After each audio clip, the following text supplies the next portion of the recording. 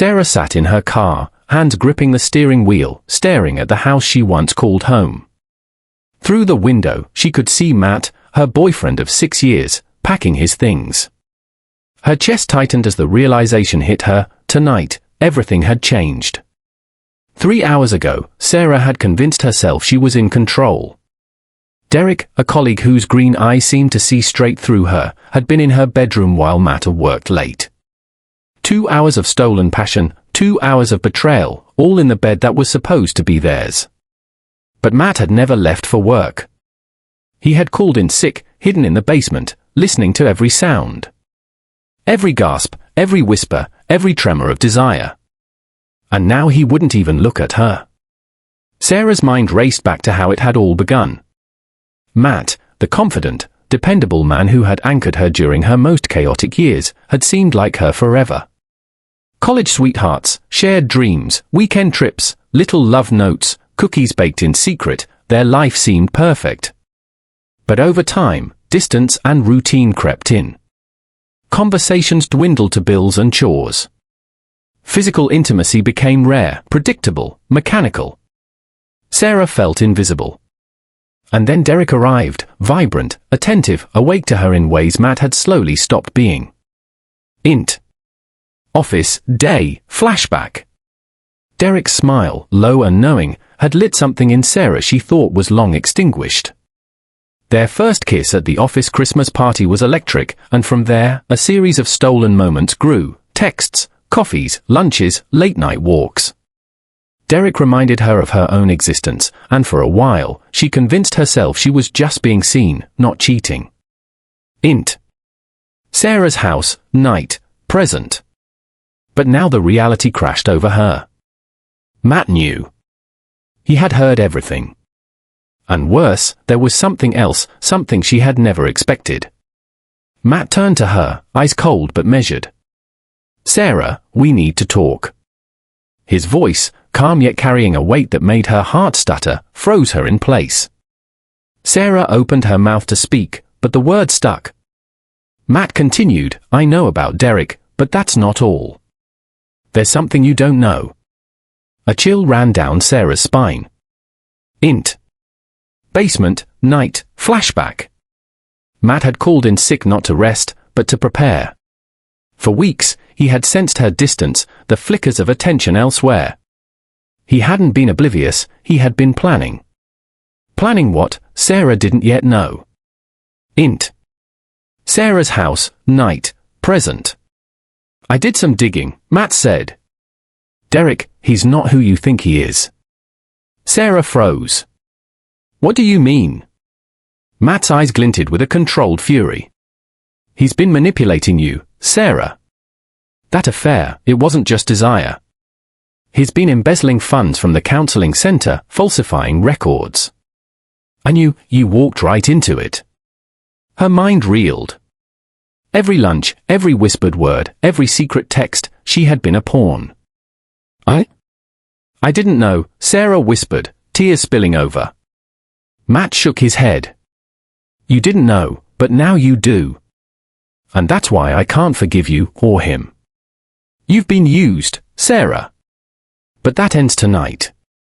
Int. Sarah's car, night.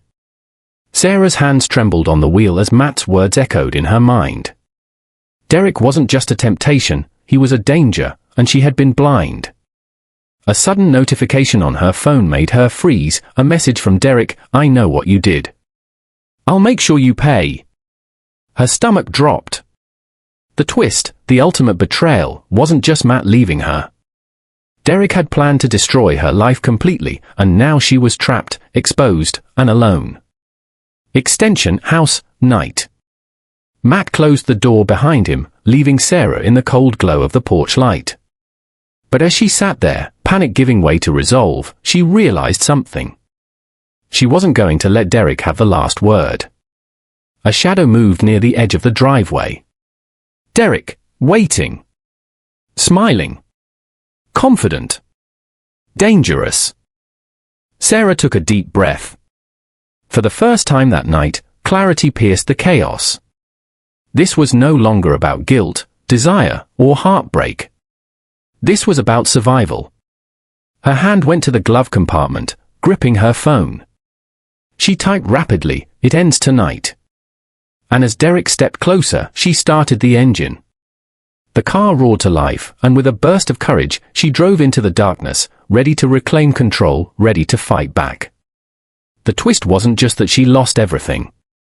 The twist was that she was about to take it all back. Sarah sat in her car outside the house, gripping the steering wheel as if it could anchor her heart. Through the window, she saw Matt methodically packing his things, each item thrown into the suitcase like another piece of her world vanishing. She felt a scream rising in her throat but couldn't let it out. 3 hours ago, she thought she had it all under control. Derek, the new social worker with the piercing green eyes, had been in her bedroom while Matt was supposedly at work. 2 hours. 2 hours of stolen passion in a bed that had symbolized 6 years of love and trust. But Matt had never left for work. He had called in sick, hidden in the basement, listening. Every sound. Every breath. Every stolen moan. And now he wouldn't even meet her gaze. Flashback, college years. Sarah remembered when she first met Matt at Ohio State. She, a broke psychology major juggling 3 part-time jobs, and he, confident, steady, full of ambition. He had seen her panic attacks, helped her move out of her broken apartment, been her safe harbor. They moved into their first little house together, yellow shutters, small kitchen, dreams painted on every wall. The first few years had been perfect. Barbecues with friends, weekend trips, shared cookies, and love notes, laughter filling the rooms. But somewhere along year 5, things shifted. Matt's attention drifted to work, long hours, exhaustion. Conversations became logistics. Physical intimacy became rare, mechanical. Sarah felt invisible. Office, day, flashback. Then Derek arrived. A colleague, attentive, alive. Coffee breaks turned into long lunches, late-night paperwork into conversations that made her heart race again. The first kiss at the office Christmas party had been electric, awakening desires Sarah thought were long dead. Texts, secret meetings, stolen moments.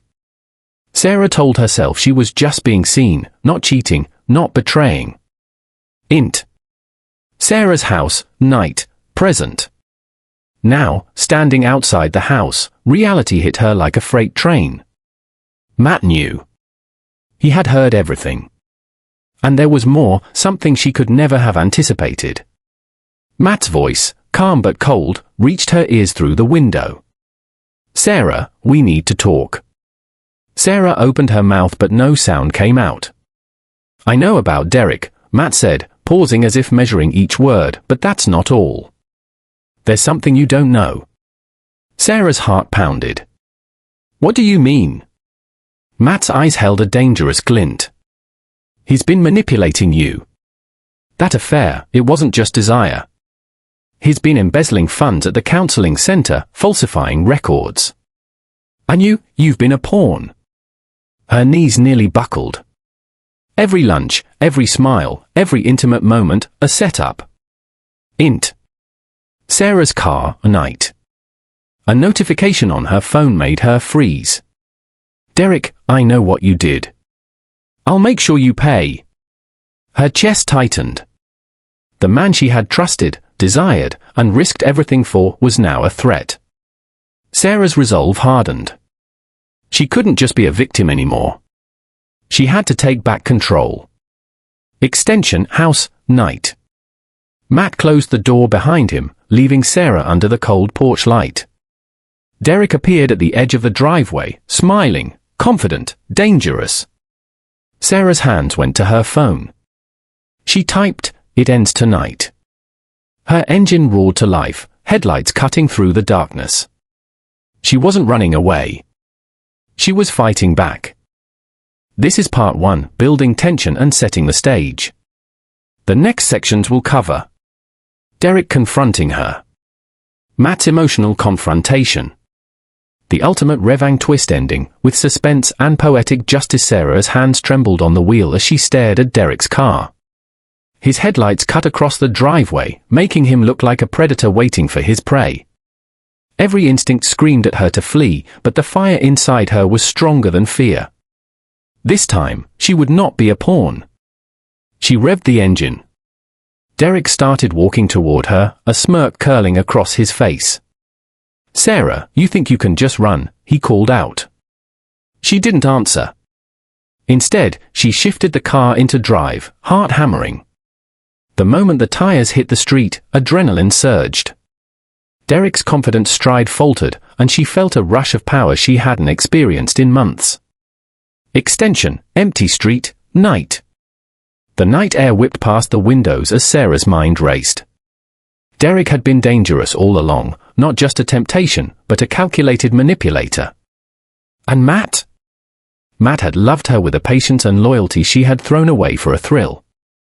Memories of the last 6 years flashed in her mind. The yellow-shuttered house, every wall echoing laughter and shared dreams. Matt's notes tucked into her lunch bag. The quiet nights when he held her through panic attacks. And now, she realized the truth, the betrayal she thought she was committing had been nothing compared to the betrayal she allowed herself by trusting Derek. Int. Derek's car, night. Derek was speeding behind her, cutting across lanes with a reckless grin. He was confident he could catch her. But Sarah had a plan. She had done her research. She knew the streets, the shortcuts, and she wasn't going to let him control her life anymore. Extension, deserted parking lot, night. Sarah pulled into a secluded parking lot, heart still racing. Derek slammed his car to a stop behind her, getting out and approaching. "You can't escape me, Sarah," he said, voice low and dangerous. She stepped out of her car, chest heaving. "I don't have to escape you. I have to end this," she said firmly, holding her phone like a weapon. She hit record on a voice memo app. "Everything you've done, all your lies, your manipulation, it's documented now. I'm sending this to your boss, the police, and anyone else who needs to see the truth," she said, her voice steady despite the fear racing through her veins. Derek's confident smirk faltered. You wouldn't dare." Sarah stepped closer. "Try me. I trusted you, I wanted to be with you, but you're not the man I thought you were. You wanted to ruin me, to control me. Not anymore." Derek's eyes narrowed, but Sarah didn't back down. She watched as the reality of his lies finally hit him, the first crack in his facade. Extension, Sarah's car, night. She got back into her car, started the engine, and called Matt. Her hand shook as she pressed the number, unsure if he would even pick up. But then, he did. "Sarah." Matt's voice was calm, tired, and cautious. "It's over, Matt. Derek, he's dangerous. I see that now. I made the worst mistake of my life, but I'm fixing it," she said, tears streaming down her face. A long pause. Then, Matt whispered, "I'll be home. We'll talk. We'll figure this out, together." Extension, deserted road, night. Sarah drove through the empty streets, heart pounding, mind racing. She wasn't just surviving tonight, she was reclaiming her life. Derek wouldn't control her. She wouldn't let him. The twist was complete. The man she had been tempted by, the man she thought could make her feel alive, had been a threat all along. And she had the courage to turn the tables. Extension, Sarah's house, night. When Sarah returned home, Matt was waiting. He didn't yell, he didn't accuse, he just looked at her with that same steady gaze that had always made her feel safe. "I'm sorry," she whispered, voice trembling. "For everything." Matt reached out, holding her hands firmly. "We have work to do. But tonight, you made the right choice. You came back. You fought. That's what matters." Sarah nodded, feeling the weight of her mistakes and the surge of hope all at once. She had lost trust, she had lost herself, but she had found strength.